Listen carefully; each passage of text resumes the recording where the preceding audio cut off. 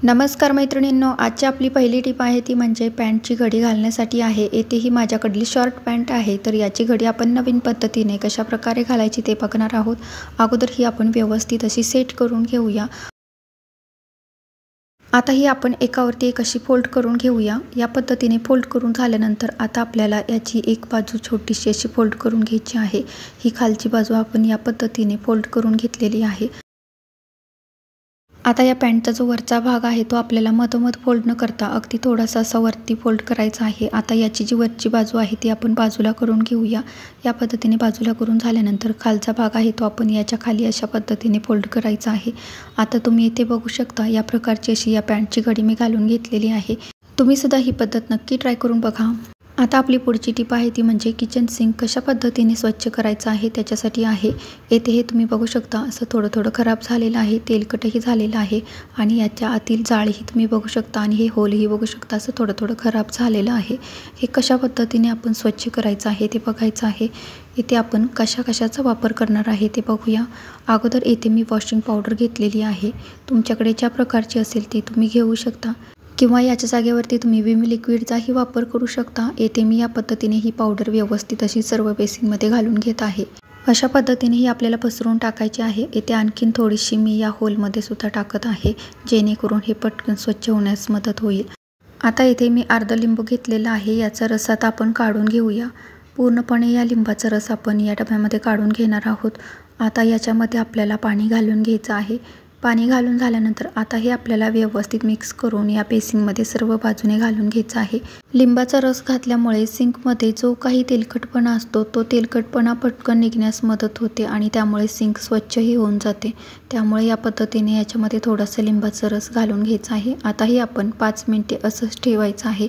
5 मिनिटे झाल्यानंतरच आपल्याला ते स्वच्छ धुवून घ्यायचं आहे। 5 मिनिट झालेले आहेत। आता आपण हे सर्व घासून घेणार आहोत। आता हे घासण्यासाठी अगोदर येथे मी टूथब्रशचा वापर करणार आहे। अशा पद्धतीचा इथे हा जुना ब्रश मी घेतलेला आहे। तुम्ही सुद्धा असे जुने ब्रश टाकून न देता त्याचा अशा पद्धतीने वापर करू शकता। आता ज्या ठिकाणी बारीक जागा आहे त्या ठिकाणी आपण या पद्धतीने टूथब्रशने घासून घ्यायचं आहे। ही जाळी सुद्धा आपण याच पद्धतीने ब्रशच्या साहाय्याने घासून घ्यायची आहे। इथे अगदी पटापट इथे मी सर्व बेसिन घासून घेत आहे। आता ब्रशने घासून झाल्यानंतर आपण तारेच्या घासणीने घासून घ्यायचं आहे। नळ सुद्धा याच पद्धतीने इथे मी स्वच्छ करून घेणार आहे। नळाला ज्या ठिकाणी आपल्याला बारीक जागा आहे त्या ठिकाणी टूथब्रशने घासून घ्यायचं आहे। नळ घासून झालेला आहे, तसेच सिंक सुद्धा आपण घासून घेतलेला आहे। आता हे आपण स्वच्छ धुवून घेणार आहोत। इथे अगोदर आपण हात स्वच्छ धुवून घेऊया आणि नंतरच आपण ते आता धुवून घ्यायचं आहे। अशा प्रकारे आठवड्यातून एकदा तरी आपण नळ आणि किचन सिंक स्वच्छ केलं पाहिजे, जेणेकरून ते जास्त खराब होणार नाही।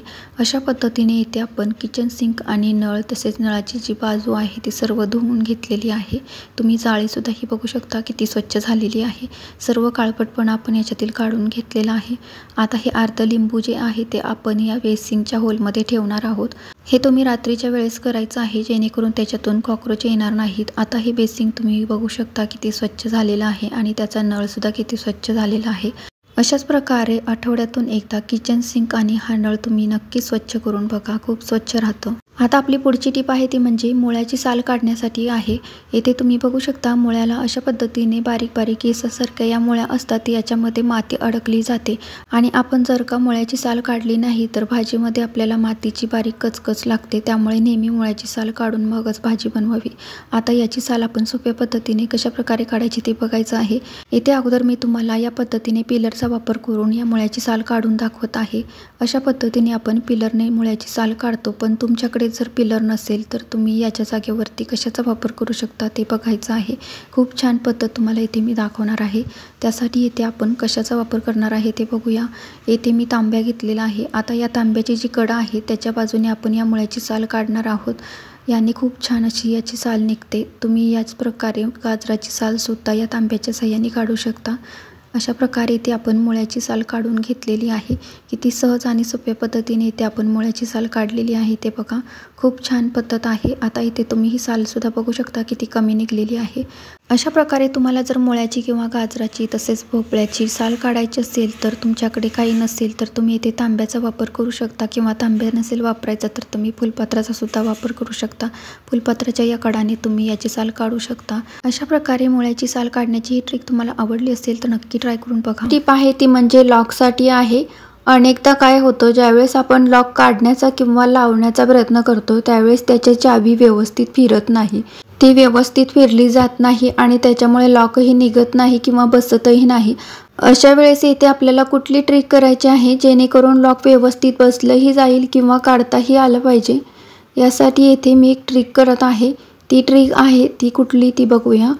येथे मी पॅराशूट ऑइल घेतलेलं आहे. तुमच्याकडे जे असेल ते तुम्ही वापरू शकता. आता हे तेल आपण अशा प्रकारे लॉकच्या आतमध्ये घालायचं आहे. अगदी 2 ते 3 थेंब आपल्याला घालायचे आहेत. सर्व बाजूने ज्या ठिकाणी होल आहे त्या ठिकाणी आपल्याला अशा प्रकारे हे तेल घालून घ्यायचं आहे. तेल घातल्यामुळे लॉकच्या आतील जो काही गंजलेला भाग आहे तो छान ग्रीस होतो आणि त्याच्यामुळे लॉक व्यवस्थित बसलं जातं. चावी ही व्यवस्थित फिरली जाते. आता इथे तुम्हाला मी दाखवते चावी किती सहज फिरत आहे आणि लॉकही किती व्यवस्थितपणे बसलं जात आहे ते बघा. ही ट्रिक खूपच उपयोगी आहे आणि महत्त्वाची सुद्धा आहे, त्यामुळे ही ट्रिक नक्की ट्राय करून बघा. ही टिप आहे ती म्हणजे लिंब स्टोअर करण्यासाठी आहे. येथे तुम्ही बघू शकता ही एकदम फ्रेश अशी लिंब आहेत. ही लिंब फ्रीजशिवाय आपण कशा प्रकारे स्टोअर करणार आहोत ते बघूया. येथे मी काचेची बरणी घेतलेली आहे. आता या काचेच्या बरणीमध्ये आपण ही सर्व लिंबे घालून घेऊया. लिंब भरून झालेली आहेत. आता याच्यामध्ये आपल्याला 1 ग्लास पाणी घालायचं आहे, म्हणजेच लिंब बुडतील इतपत आपल्याला याच्यामध्ये पाणी घालून घ्यायचं आहे. आता या बरणीला आपण झाकण लावून घेऊया. अशा प्रकारे लिंब स्टोअर केली तर अगदी फ्रीजशिवाय तुम्ही आठवडाभर ही लिंब स्टोअर करू शकता. आठवड्यातून 1-2 वेळा याच्यातले पाणी बदलून घ्यावे. आता आपण 6वी टीप बघूया. 6वी टीप आहे ती म्हणजे जुन्या झालेल्या टी शर्टसाठी आहे.